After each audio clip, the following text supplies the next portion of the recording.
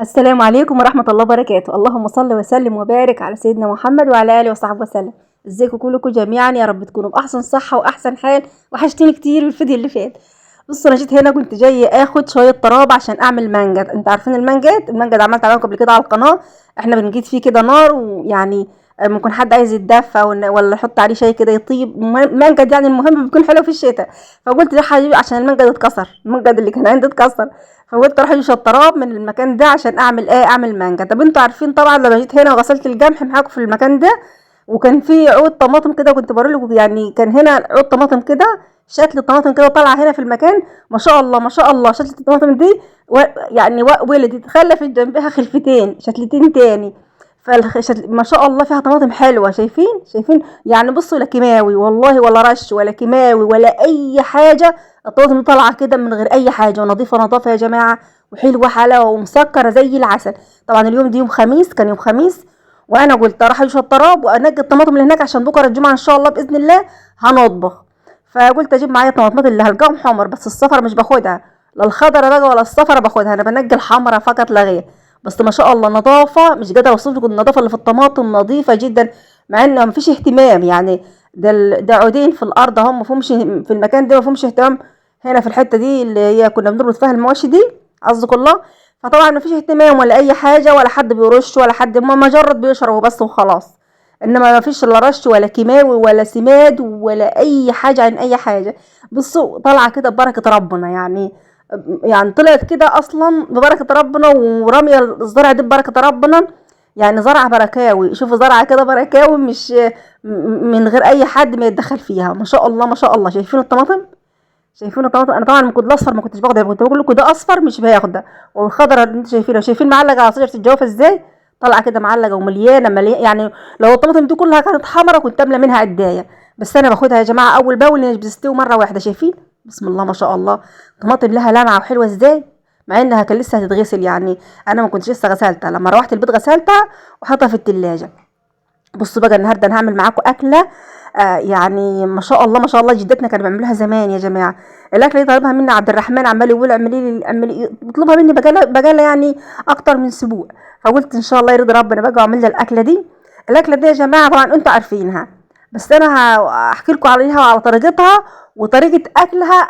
طريقه اكلها عندنا احنا كاهل الريف، ويعني وحياتنا اللي هي متعودين عليها، وعاداتنا وتقاليدنا بتتاكل بطريقه تانية خالص غير اللي انتوا تعرفوها. يعني هتستغربوا على اكلات، على ان احنا بناكلها ازاي. يعني احنا بناكلها بالطريقه دي كيف يعني. هتعرفوا احنا بناكلها ازاي. هحكي لكم طبعا على الاكله وكل تفاصيلها دلوقتي. بس اهم حاجه اللي بيشوفنا لاول مره يشتركنا في القناه وتعملنا الاعجاب يا جماعه. وقناتنا قناه ريفيه، محتوانا ريف، اي حاجه بنقدمها في قناتنا فيها ريفيه، بتتكلم عن حياه اهل الريف والتراث القديم وجداتنا ازاي كانوا عايشين، وشغل مع القانون وفرن الطين والحياه البسيطه الطبيعيه، حياه اهل زمان اللي كلها رضا. فطبعا اي حد خالي جديد بقول لكم شرفتوني نورتوني. والناس اللي معايا من زمان بقول لكم انتوا كلكم على راسي من فوق. بشكر الناس اللي من داخل مصر وخارج مصر، بقول لكم كلكم على راسي من فوق، دايما مشرفين ومنوريني، وتعليقاتكم بتسعدني. الف شكر لكم يا جماعه. طبعا انا هنا كنت اعمل رز باللبن، بس بصوا، رز باللبن هتقول يا محمد الناس كلها تعمل رز باللبن. ايوه، الرز اللي انت هتشوفوه بتاكل ازاي، يعني احنا هتشوفوا ان احنا بناكل ازاي. كده انا اول حاجه شوف عبد الرحمن فرح ازاي. يعني بص، جو من بره لقيني بعمل رز، كنت يعني ما قلتلاش هعمل ايه امتى اصلا. كل ما يقول اقول له ماشي ماشي ماشي، بس ما عرفتش الوقت اللي انا هعمل فيه. قلت لما يسهل ربنا ان شاء الله ويرضي ربنا هعمل لها الاكله اللي هو عايزها. بيعشق الرز بلبن، ففرح جدا يعني لما لقيني بعمل له الرز. فبص يا جماعه، ولعت الكانون كده وحطيت شويه، اول حاجه شويه ميه، يجي حوالي كوبايتين كده ميه، الكوبايه المج دي حوالي كوبايتين ميه كده. واللي انا بعمل ده ربع كيلو رز، بس ربع كيلو رز. فاهمين؟ بس الربع كيلو ما شاء الله ملا طبق كبير كده. فحطيت مجين ميه، هي المج الصغير ده، وسبتهم كده بدأ يغلوا. رحت نازله عليهم باللبن، وبدات بقى ان انا اللبن برضو بدا يغلي كده مع اللميه. نزلت عليهم بالرز، كنت غسلاه وسايباه شويه في اللميه. يعني انا كنت سايبه الرز شويه كده في اللميه، ميه دافيه كده، وسايباه شويه فيها. وبعدين بقى صفيتها من الميه اللي كانت فيه، وبعدين نزلت كده عليه في اللبن. يا جماعه لا بحط فانيليا ولا بحط اي حاجه خالص، زي ما اتعلمناه من جدتنا زمان. وبيبقى ريحته زي الفل، ولا في زفاره. اللبن ده طازه احنا اللي حالبينه، فطبعا اللبن مضمون ومعروف ما فيش اي نوع من الزفاره خالص، وحلو ونظيف وليه ريحه حلوه كده وليه طعم حلو. فاهمني؟ فرحت بقى جايه الرز، انتوا عارفين لما بتحط على النار لازم تحركي فيه كتير، يعني ما تسيبيش تكت وتغفل شويه، ولا تقولي راح اعمل اي حاجه ولا راح اجيب حاجه، لان انت لو عملت كده الرز هيشيط من تحت، فاهمني؟ فانا دايما احرك فيها كتير كده.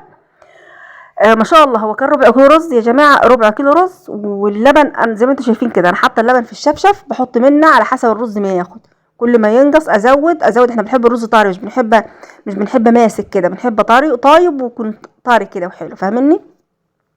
فانا فضلت احط لبن كده على قد ما خلاص ما كان كفايه، يعني الرز استكفى وطاب وكان مستكفي خلاص، مش عايز لبن تاني زي ما انتم شايفين كده. والسكر انا حطيت كوبايه وربع سكر، بس السكر ده حسب الرغبه، انت عايزه تحطي ربع كوبايه بس، عايزه تحطي نص كوبايه، اللي انت عايزاه. انا زودت السكر طبعا، يعني المج اللي انا كنت بعاير بيه الميه ده هو نفس المج اللي انا حطيت بسكر كوبايه وربع، لان عبد الرحمن بيحب سكر زياده. فبصوا زي ما انتم شايفين كده، دايما احرك في الرز على طول، يعني عشان ما يلزقش في الحله ولا يشيط من تحت ولا يبقى اي حاجه، يبقى نضيف كده وزي الفل. فزي ما انتم شايفين كده اهو، بسم الله ما شاء الله، يعني كل ما يحتاج لبن ازود اللبن تاني، كل ما يحتاج لبن ازود اللبن تاني، زي ما انتم شايفين كده لحد ما خلاص استكفى. وبعدين جبت قطعه سمنه زبده بلدي يا جماعه، الزبده البقر اللي انت عارفينها دي، اللي انا باخدها معاكم في الجربه، ما شاء الله ما شاء الله. بسيبها زبده كده في التلاجة، فانا جبت قطعه زبده كده من التلاجة يعني، واحطها على الرز دلوقتي. طبعا يا جماعه احنا بناكل الرز ازاي؟